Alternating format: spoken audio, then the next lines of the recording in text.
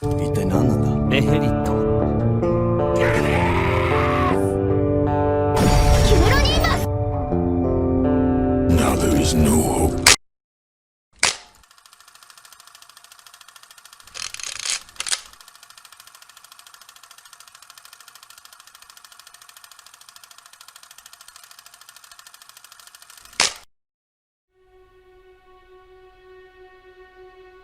Atravesando las tinieblas de la noche cual estrella ascendente, un cubículo de tierra de no más de 15 metros cuadrados brillaba gracias a la invocación de un espíritu de luz. La espesa niebla que se confundía con las nubes de los cielos dibujaba un paisaje de ensueño bajo el firmamento. Rudius creía que había cambiado de pilares al menos 60 veces, pero era difícil llevar la cuenta a esas alturas.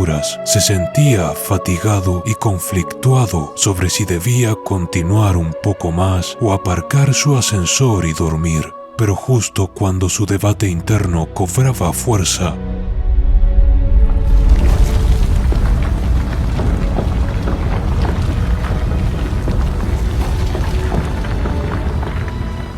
frente a los ojos de todos, un paisaje de praderas verdes acariciadas suavemente por el viento que embelesaba bajo la luz de la luna llena se manifestó. Habían llegado al continente celestial por fin.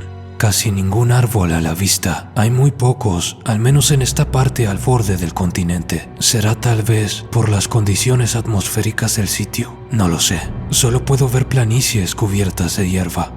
Debido a la altura y al hecho de que era de noche, hacía mucho frío. Aunque no se encontraba atisbo de nieve alguno, la vista bajo las estrellas era una hermosa, pero todo habitante de aquel mundo sabía desde pequeño que la noche abrigaba monstruos a donde quiera que fueras. Lo mejor era acampar, y así lo hicieron. Mientras cocinaba, Rudius no pudo evitar pensar nuevamente en él. Fue Gisu quien me enseñó a cocinar monstruos de esta forma, y ahora es mi enemigo. Supongo que nunca sabes a dónde te llevará la vida. Para dormir, el mago movió su cubículo a tierra firme y creó una chimenea. Había hecho bien en traer unos troncos consigo para hacer fuego. Uno cuidaría del resto, tomando turnos durante aquella noche. Las posibilidades de que un monstruo apareciera y los embistiera a todos al vacío era una real. Afortunadamente, la noche culminó tan tranquilamente como los había recibido. A la mañana siguiente, mientras caminaban hacia el noreste, Rudius recordó la antigua leyenda que contaba cómo un héroe escaló y cruzó el continente celestial en la era de la guerra de Laplas, haciéndose con cierta habilidad secreta que probó ser crucial en la victoria de los humanos. En caso de que muriera, se dice que dejó señales en las planicies celestiales indicando el camino a aquello que encontró allí para quien estuviera dispuesto a seguirlo. El nombre de ese héroe era Perugius. Ese pilar a la distancia, no me cabe duda alguna, es una de las marcas que dejó un joven Perugius hace mucho, mucho tiempo. Al acercarse, el mago comprobó que Perugius los había hecho con magia de tierra y en su diseño se apreciaba una punta que señalaba el próximo destino. Era sutil, solo alguien que hubiera leído la leyenda sería capaz de encontrarle un significado, como era el caso de Rudius. Continuaron su marcha durante horas siguiendo las indicaciones por el camino, despachando a muchas criaturas. Al ser planicies y debido al hecho de que todos los monstruos allí podían volar, los ataques eran frecuentes. El grupo era visto sin dificultad desde las alturas. Los mismos consistían en una especie de cabra alada, avestruces Nidhogg y mustelas celestiales. Estas últimas con apariencia de comadronas comadrejas aladas de 4 metros de longitud. No representaban peligro alguno al estar por debajo de cualquier amenaza que te encontrarías en el continente demoníaco o el continente vegarito en nivel de peligrosidad. Roxy se encargaba de las cabras y Eris del resto, aniquilándolo todo con eficiencia. Ni siquiera una de estas criaturas ha llegado a mí. Agradecido con el hombre de la casa Eris por protegernos. Mantendré la guardia en alto de todas formas. El continente celestial guarda mayores retos, aunque no los crucemos en este viaje. Tanto sus bosques, sus montañas y laberintos deben ocultar auténticos peligros. El laberinto infierno se sabe que contiene hordas de horrendas criaturas, con su parte más profunda custodiada por un aterrador slime llamado Vita. Orsted dijo que estaba en otro nivel. Lo mejor será no acercarnos al laberinto. Aunque no le diré nada a Eris, en el momento en que se entere, querrá ir a explorarlo. Ahora que lo pienso, el continente celestial contiene un laberinto llamado infierno, ¿cierto?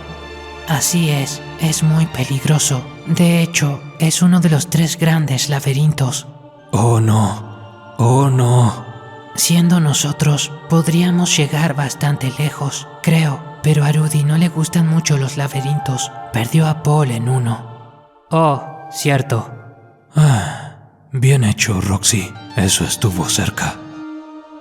Sylphie no parecía muy interesada en la conversación. Su atención estaba en su hijo, con el cual cargaba. Al verla, Rudius pensó en Paul, en cómo le costó una eternidad el recobrar la confianza de Zenith tras lo de Lilia. En ese entonces, Rudius no entendía muy bien por qué, simplemente no lo perdonaba. Pero ahora era distinto. Aunque fueran situaciones diferentes, el mago comprendió que Paul solo reaccionó en función a lo que percibía en la superficie y pidió perdón hasta que lo obtuvo.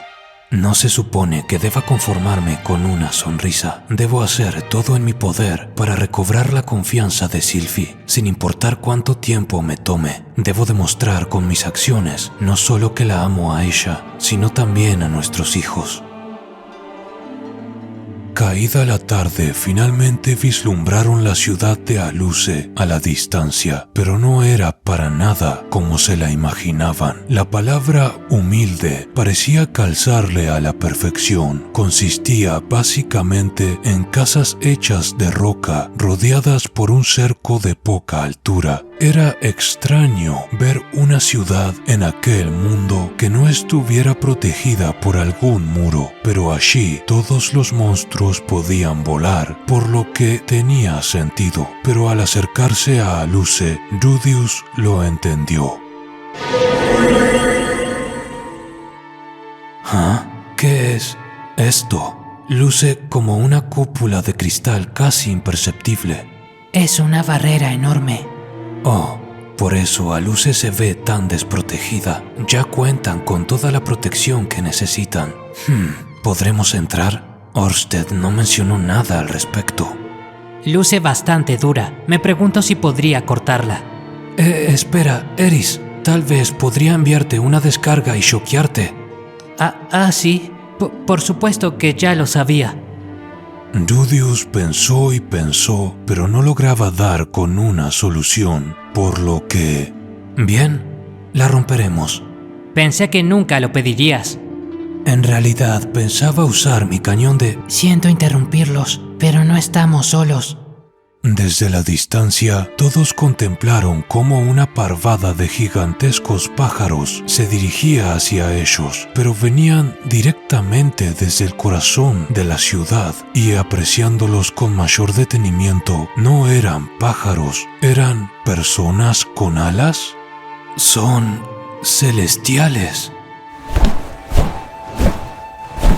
En menos de un minuto, los 4 se vieron rodeados por 3 personas aladas que vestían túnicas y empuñaban lanzas. Eso último era extraño, dado que tal arma era tabú a causa de la reputación de los Supparts. La sospecha se desbordaba en los ojos de esa gente al mirarlos. Mis disculpas, soy Rudius Greyrat. Vine aquí a petición de Lord Perugius con miras a bautizar a mi hijo Sighart.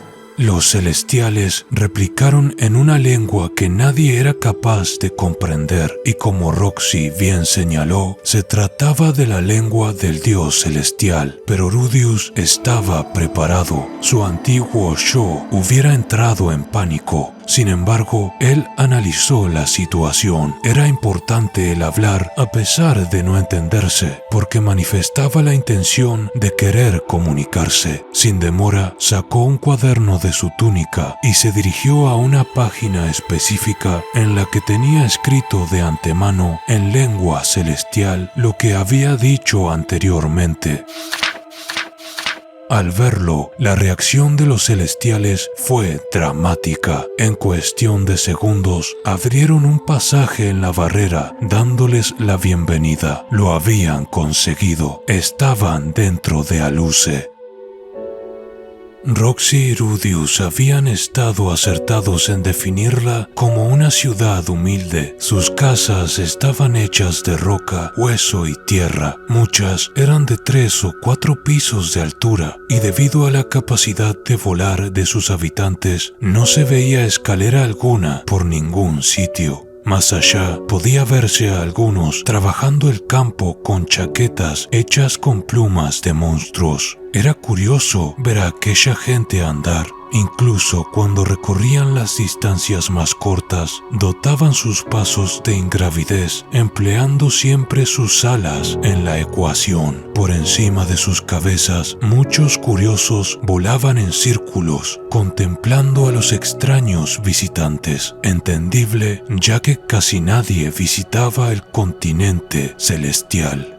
Por la apariencia de Silvaril, me esperaba una arquitectura algo más romana o unas vibras más angelicales, pero a cierto grado me siento como si estuviera en la aldea buena. En fin, Ciudad Aluce es un asentamiento próximo al borde del continente, así que tiene sentido.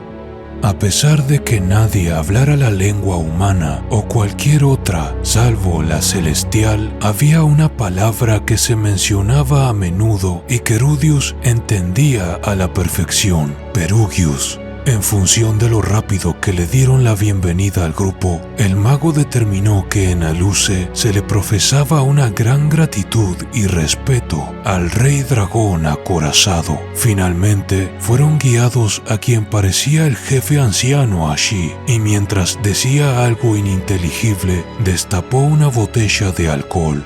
Los lugareños procedieron a acercarse al grupo uno a uno, dándole regalos a Rudius y frotándole los pies a Sighart. Parecía una escena sacada de alguna profecía. Bueno, Sighart es el bebé que vino aquí por el desafío de Perugius. Parecen tener buenas intenciones, así que lo permitiré.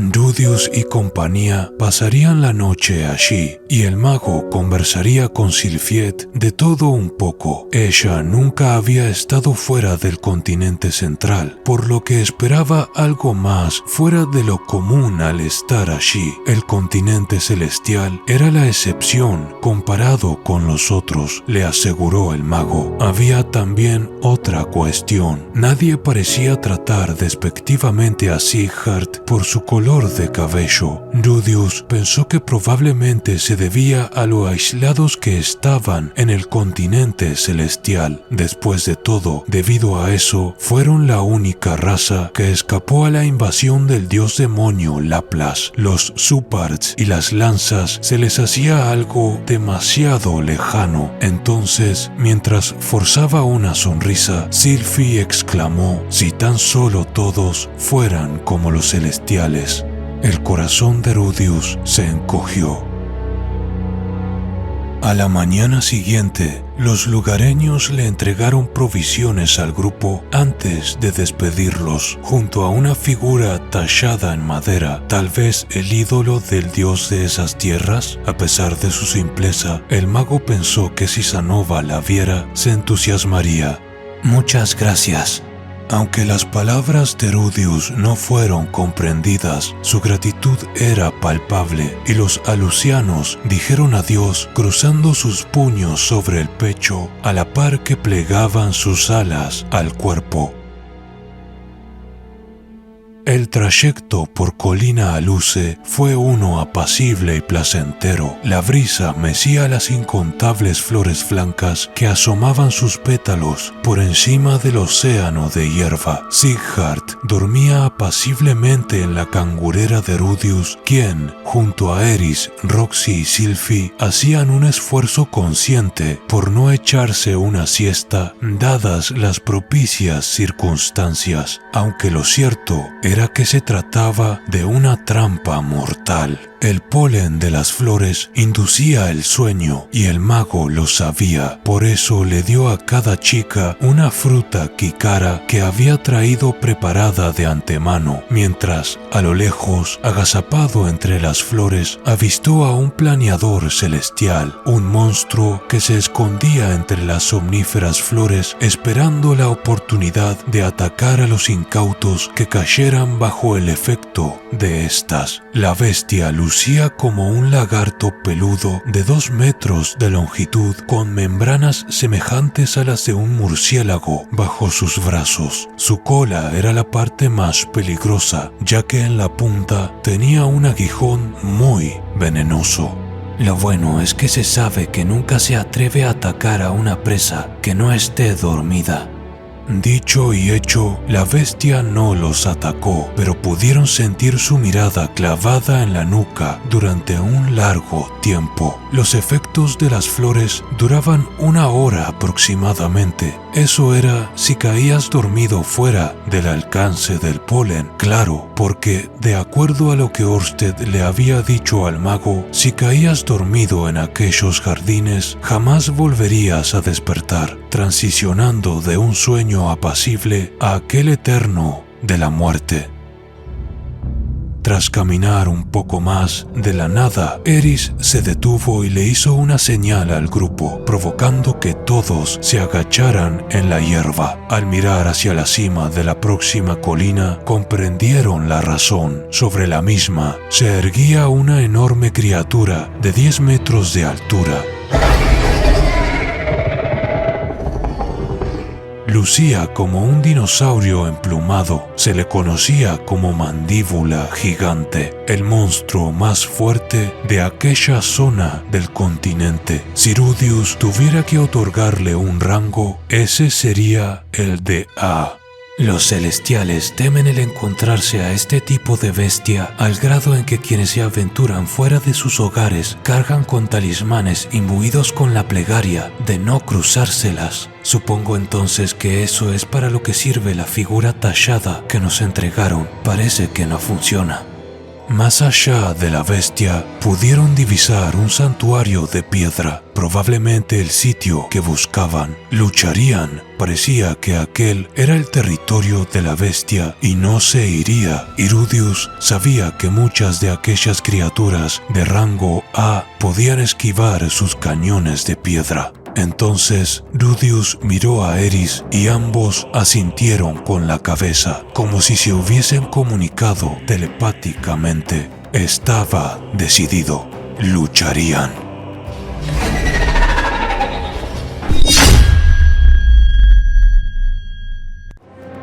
Gracias a las donaciones por PayPal, Ko-fi y supergracias de Fallen One, Jurael, Martínez Edgar, El Loco PHP, Ovidio Escobar, David Mendoza, Daniel Jurado Rodríguez y a los miembros en pantalla.